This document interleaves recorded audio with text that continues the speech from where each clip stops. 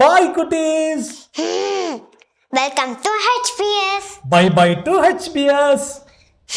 நான் என்ன சொல்றேன், நீ ஆப்போசிட்டா சொல்ற பப்ளு. ஏன்? ஆமா, நான் இன்னைக்கு ஒரு முடிவோட வந்திருக்கிறேன். நீ என்ன சொன்னாலும் அதுக்கு ஆப்போசிட்டால நான் பேசுவேன். நானும் தான் ஒரு முடிவுல இருக்கேன். என்ன முடிவுல? நான் சொல்ல மாட்டேன், ஆனா நான் செய்வேன். செஞ்சுக்கோ. ஐயோ, எங்க என்ன ஸ்கிரீன்லயே காணோம். நான் உன்னை ஸ்கிரீன்ல இருந்து எடுத்துட்டேன். என்ன ஸ்கிரீன்ல இருந்து எடுத்துட்டியா? ஏன் எடுத்த? நீ தானே ஆப்போசிட்டா பண்ணிட்டு இருந்த, அதுக்காக தான் எடுத்துட்டேன். ஆப்போசிட்டா பண்ணனால எடுத்துட்டியா? சாரி லிஃபான்யா, என்னை திரும்பவும் ஸ்கிரீன்ல கொண்டு வா ப்ளீஸ். நோன்னு முதல்ல மாமா சாங்க பார்க்கலாம். இப்படியே வா. சரி, ஓகே.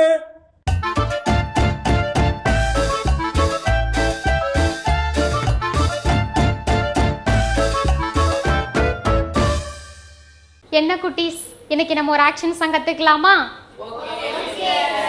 யார் அந்த இயேசுன்னு பார்க்கலாம். ஓகேவா? யார் அந்த இயேசு நான் பார்க்க போறேனே, சண்டே ஸ்கூலுக்கு நான் போக போறேனே. யார் அந்த இயேசு நான் பார்க்க போறேனே, சண்டே ஸ்கூலுக்கு நான் போக போறேனே. யார் அந்த இயேசு நான் பார்க்க போறேனே, சண்டே ஸ்கூலுக்கு நான் போக போறேனே. யார் அந்த இயேசு நான் பார்க்க போறேனே, சண்டே ஸ்கூலுக்கு நான் போக போறேனே.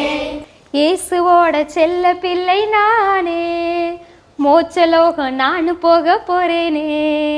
இயேசுவோட செல்ல பிள்ளை நானே, மோட்சலோகம் நான் போக போறேனே.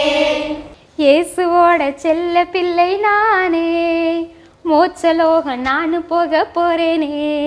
இயேசுவோட செல்ல பிள்ளை நானே, மோட்சலோகம் நான் போக போறேனே. நீயும் வாரியா என் கூட வாரியா, நீயும் வாரியா என் கூட வாரியா, நீயும் வாரியா என் கூட வாரியா. நீயும் வாரியா என் கூட வாரியா. யார் அந்த இயேசு நான் பார்க்க போறேனே, சண்டே ஸ்கூலுக்கு நான் போக போறேனே. யார் அந்த இயேசு நான் பார்க்க போறேனே, சண்டே ஸ்கூலுக்கு நான் போக போறேனே. யார் அந்த இயேசு நான் பார்க்க போறேனே, சண்டே ஸ்கூலுக்கு நான் போக போறேனே. யார் அந்த இயேசு நான் பார்க்க போறேனே, சண்டே ஸ்கூலுக்கு நான் போக போறேனே. இயேசுவோட செல்ல பிள்ளை நானே, மோட்சலோகம் நான் போக போறேனே. இயேசுவோட செல்ல பிள்ளை நானே, மோட்சலோகம் நான் போக போறேனே. நீயும் வாரியா என் கூட வாரியா, நீயும் வாரியா என் கூட வாரியா. யார் அந்த இயேசு நான் பார்க்க போறேனே, சண்டே ஸ்கூலுக்கு நான் போக போறேனே. சூப்பர் குட்டீஸ், இன்னைக்கு சாங் நல்லா கத்துக்கிட்டீங்க, அழகா பெர்ஃபார்ம் பண்ணீங்க. நாளைக்கு மறுபடியும் இது மாதிரி ஒரு புது சாங் கத்துக்கலாமா? Okay sister. Okay, bye bye sister.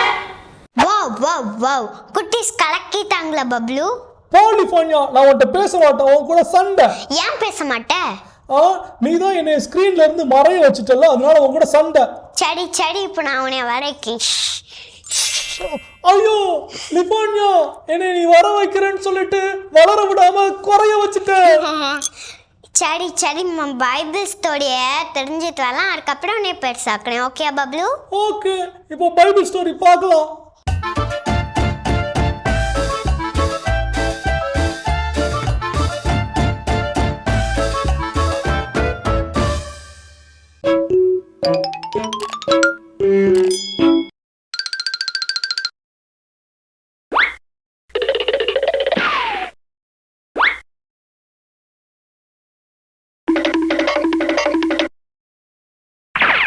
மத்தேயு 25:1-13 முடிய. அந்நாளில் விண்ணரசு எவ்வாறு இருக்கும் என்பதை பின்வரும் நிகழ்ச்சி வாயிலாக விளக்கலாம். மணமகனை எதிர்கொள்ள மணமகளின் தோழியர் 10 பேர் தங்கள் விளக்குகளை எடுத்துக்கொண்டு புறப்பட்டு சென்றார்கள். அவர்களுள் 5 பேர் அறிவிலிகள், 5 பேர் முன்மதி உடையவர்கள். அறிவிலிகள் 5 தங்கள் விளக்குகளை எடுத்துச் சென்றார்கள், ஆனால் தங்களோடு எண்ணெய் எடுத்துச் செல்லவில்லை. முன்மதியுடையோர் தங்கள் விளக்குகளுடன் கலங்களில் எண்ணெயும் எடுத்துச் சென்றனர். மணமகன் வர காலந்தாழ்த்தவே அனைவரும் தூக்க மயக்கத்தால் உறங்கிவிட்டனர். நள்ளிரவில், இதோ மணமகன் வருகிறார், அவரை எதிர்கொள்ள வாருங்கள் என்ற உரத்த குரல் ஒலித்தது. மணமகளின் தோழியர் எல்லாரும் எழுந்து தங்கள் விளக்குகளை ஒழுங்குபடுத்தினர். அப்போது அறிவிலிகள் முன்மதியுடையோரை பார்த்து, எங்கள் விளக்குகள் அணைந்து கொண்டிருக்கின்றன, உங்கள் எண்ணெயில் எங்களுக்கும் கொடுங்கள் என்றார்கள். முன்மதி உடையவர்கள் மறுமொழியாக, உங்களுக்கும் எங்களுக்கும் எண்ணெய் போதுமான அளவு இராமல் போகலாம், எனவே வணிகரிடம் போய் நீங்களே வாங்கிக் கொள்வதுதான் நல்லது என்றார்கள்.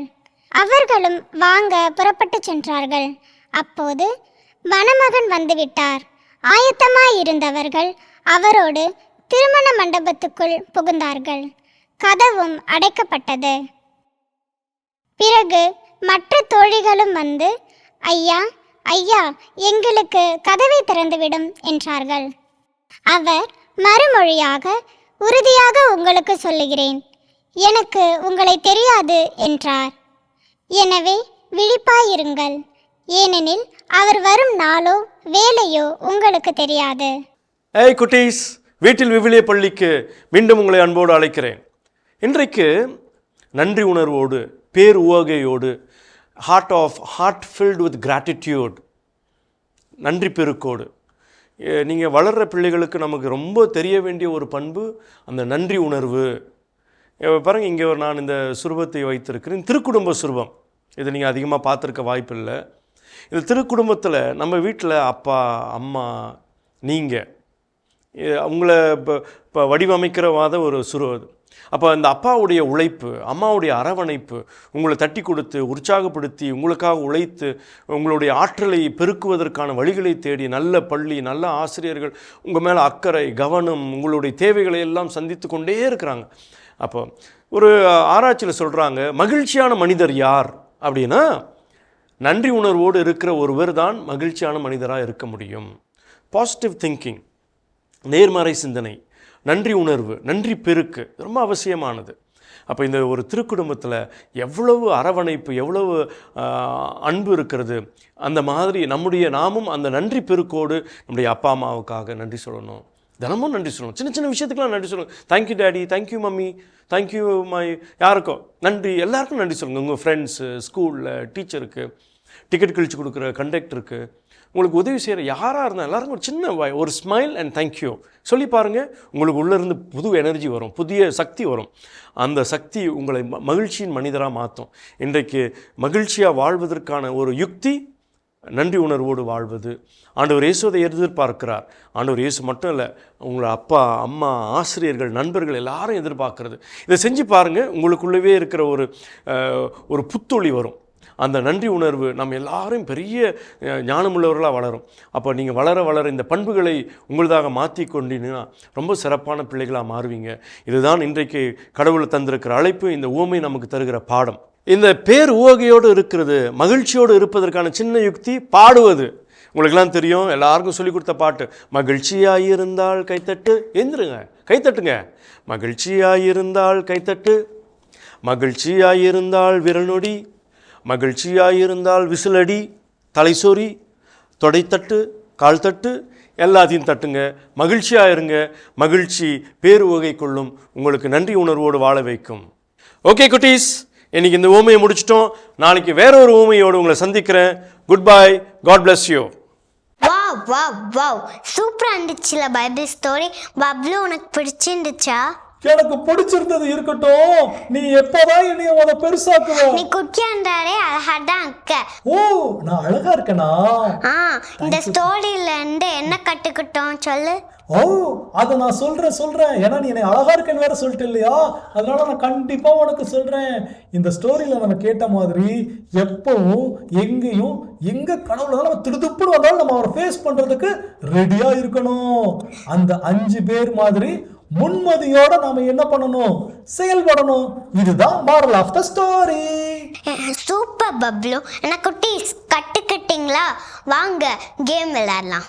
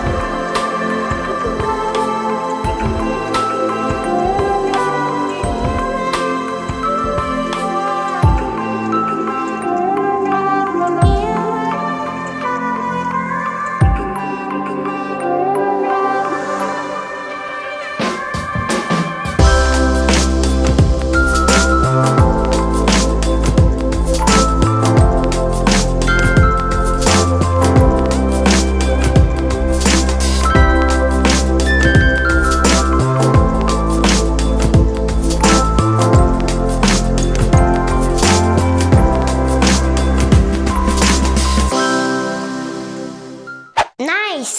கேம் சூப்பரா இருந்துல்ல பப்ளு? உனக்கு கேம் பிடிச்சிருந்துச்சா?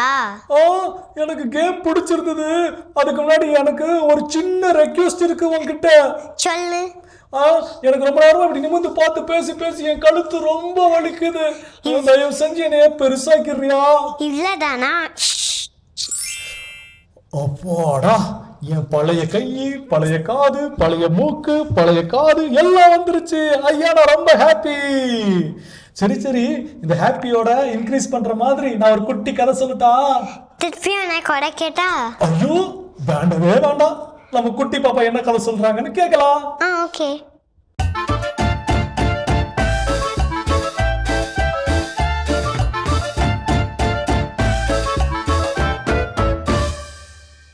வாங்க வாங்க வாங்க செல்லுங்களா, எல்லாம் எப்படி இருக்கிறீங்க? உங்களை திரும்பவும் நம்ம HPS ப்ரோக்ராம்ல பார்த்தது எனக்கு ரொம்ப சந்தோஷம். எல்லாருமே இன்னைக்கான கதையை கேட்க ரொம்ப ஆர்வமா இருப்பீங்க இல்லையா? இன்னைக்கு எந்த புனிதரோட கதையை தெரிஞ்சுக்க போறோம் அப்படின்னு நான் சொல்ல போறதில்ல, நீங்க தான் சொல்ல போறீங்க. அது எப்படி நாங்க சொல்லுவோம் அப்படின்னு யோசிக்கீங்களா? நான் வேணா உங்களுக்கு ஒரு ஹிண்ட் தரட்டுமா? இன்னைக்கு நாம பார்க்க போற புனிதர் ஒரு ஃபேமஸான சென்டென்ஸ் சொல்லியிருக்காரு. அது நம்ம எல்லாருக்கும் தெரியும். அது என்ன அப்படின்னா, ஒரு முறை பாடுவது இருமுறை ஜெபிப்பதற்கு சமம். இத சொன்ன புனிதர் யாரு? எஸ், புனித அகஸ்தினார். சென்ட் அகஸ்டின் பத்தி தான் இன்னைக்கு நாம தெரிஞ்சுக்க போறோம். அகஸ்டின் சவுத் ஆப்பிரிக்கால இருக்கக்கூடிய ஒரு பெரிய ஃபேமிலியில பிறந்தாரு. அவங்க அம்மா அப்பா ரொம்ப பாசமா அவரை வளர்த்து வந்தாங்க. அவருக்கு 9 வயசு ஆனப்போ அவங்களுடைய அப்பா அவங்கள விட்டு இறந்து போயிட்டாரு. இது அகஸ்தினாருக்கு ரொம்ப ரொம்ப வலியும் வேதனையும் கொடுத்துச்சு. அதுக்கப்புறம் ஒரு வழியா அவங்களுடைய அம்மா மோனிகா அகஸ்தினார நல்ல வழியில வளர்க்கணும் அப்படின்னு முடிவு பண்ணி மறைக்கேள்விகள்லாம் கற்றுக் கொடுத்தாங்க. ஆனா புனித அகஸ்தினார் எதையும் கேட்குற மாதிரியே இல்லை.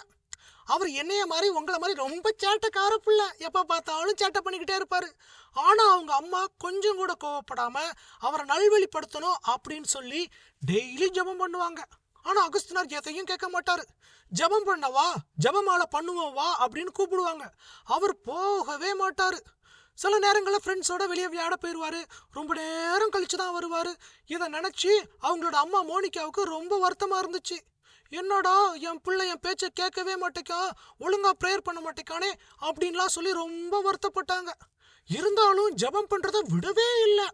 இப்படி இருக்கும்போது சில நாட்கள்ல புனித அகஸ்தினார் என்ன பண்ணார் தெரியுமா? தங்க ஃப்ரெண்ட்ஸோட போய் ஏதாவது ஒரு தோப்புல போய் மாம்பழம் பலாப்பழம்னு திருடி திங்க ஆரம்பிச்சிட்டாரு. இதை கேள்விப்பட்ட அவங்க அம்மா கூப்பிட்டு அவரை கண்டிச்சாங்க. நீ பசிக்காகவோ ருசிக்காகவோ திருடல, அது த்ரில் இருக்குல்லையா, அந்த த்ரில் அதுக்காக திருடுற, அது ரொம்ப ரொம்ப தப்புன்னு சொன்னாங்க. ஆனா எதுவுமே புனித அகஸ்தினார் காதுல கேட்கல. ஆனா ஒரு விஷயத்துல புனித மோனிகா ரொம்ப உறுதியா இருந்தாங்க. அகஸ்தினார் ஒரு நாள் மாரியே தீருவாரு, அவருக்காக நம்ம ஜெபம் பண்ணணும்னு சொல்லி தொடர்ந்து ஜெபம் பண்ணாங்க. இப்படியே நாட்கள் போயிட்டு இருந்தப்போ புனித அகஸ்தினாருக்கு மிலன் அப்படிங்கிற நகர்ல வேலை கிடைச்சது. இந்த செய்தியை அவங்க அம்மா கிட்ட போய் சொன்னாரு. எனக்கு மிலன் நகர்ல வேலை கிடைச்சிருக்குது, ஸோ அடுத்த வாரம் நான் போறேன் அப்படின்னு சொன்னாரு. உடனே அவங்க அம்மா, நீ இல்லாம நான் மட்டும் இங்க இருந்து என்ன பண்றது, அதனால நானும் உன் கூட வாரேன், நம்ம சேர்ந்தே போகலான்னு சொன்னாங்க. புனித அகஸ்தினாரும் ஓகேன்னு சொல்லி புனித அகஸ்தினாரும் அவங்க அம்மா மோனிகாவும் மிலன் நகருக்கு போனாங்க. அங்க இருந்த ஒரு ஆரட்டரியில புனித அகஸ்தினார் ஒரு ப்ரொஃபஸரா வேலை பார்த்தாரு. ரொம்பவே சிறப்பா கிளாஸ் எடுப்பாரு, எல்லாரையும் நல்வழியில நடத்துவாரு. இப்படி ஒரு வழியா அவர் வாழ்க்கை போயிட்டே இருந்தப்போ ஒரு நாள் சர்ச்சுக்கு போன அவங்க அம்மா மோனிகாவை கூப்பிடுறதுக்கு அகஸ்தினாரும் போனாரு. அப்போ அங்க பூசையில புனித அம்ப்ரோஸ் பிரசங்கம் வச்சுட்டு இருந்தாரு. அந்த பிரசங்கத்துல கடவுள் நம்ம பைபிள்ல வாசிப்போம் இல்லையா, நான் ஆடை இன்றி இருந்தேன், நீ எனக்கு ஆடை கொடுத்தீர்கள், நான் தாகமாய் இருந்தேன், தண்ணீர் கொடுத்தீர்கள்னு. ஸோ அந்த விஷயத்த பிரசங்கமா புனித அம்ப்ரோஸ் வச்சுட்டு இருந்தார். அப்ப அவர் ஒரு விஷயம் சொன்னார். நாம எந்த அளவுக்கு மற்றவங்களுக்கு ஒரு பயனுள்ள வாழ்க்கை வாழ்ந்திருக்கோம் என்னைக்காவது யோசித்து பார்த்துருக்கிறீங்களா அப்படின்னு அவர் கேட்டார். இந்த ஒரு கேள்வி புனித அகஸ்தினார் மனசை ஆழமா காயப்படுத்துச்சு. அவர் அவரையே கேள்வி கேட்டுக்கிட்டாரு. இத்தனை வருஷம் நான் வாழ்ந்திருக்கேன், என்னைக்காவது மற்றவங்களுக்கு ஹெல்ப் பண்ற மாதிரி, உதவியா இருக்கிற மாதிரி, பயனுள்ள மாதிரி நான் ஏதாவது வாழ்ந்திருக்கேனா அப்படின்னு கேட்டு பார்த்தாரு. அதற்கான ஆன்சர் நோ, இல்ல அப்படின்னு வந்துச்சு. இதை தெரிஞ்சுக்கிட்டது அகஸ்தினார் ரொம்ப வருத்தப்பட்டார். இனிமேல் நான் ஒரு புதிய வாழ்க்கை வாழ போறேன், எல்லாருக்கும் பயனுள்ள வாழ்க்கையை நான் வாழ போறேன், ஆனா அதுக்கு என்ன பண்ணணும் அப்படின்னு அவருக்குள்ள இன்னொரு பெரிய கேள்வி. இந்த நேரத்துல அவர் காது கிட்ட யாரோ வந்து எடுத்து வாசி, எடுத்து வாசி அப்படின்னு ஒரு சத்தம் கேட்டுச்சு.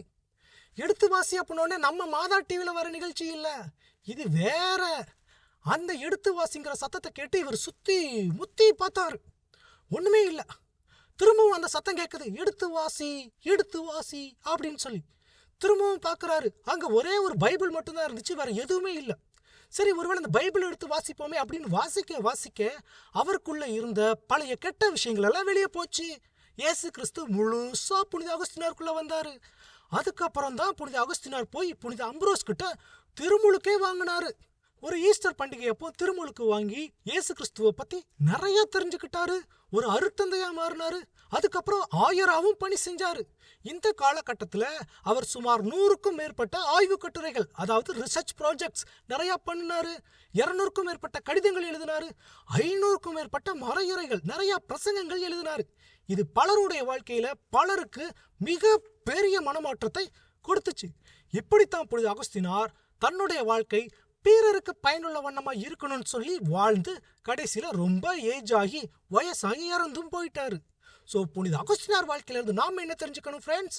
அவரை மாதிரி நாமளும் பிறருடைய வாழ்க்கைக்கு பயனுள்ளதா இருக்கணும். ஓகேங்களா? ஓகே ஃப்ரெண்ட்ஸ், இதே மாதிரி நாளைக்கு வேற ஒரு புனிதரோட கதையோட உங்களை வந்து நான் பார்க்குறேன். Tata, bye bye. Super super super, நம்ம குட்டி பாப்பா சூப்பரா கதை சொன்னாங்க இல்லையா? ஆமா பப்ளு, நீயா அந்த கதையை சொல்லி கொடுத்த?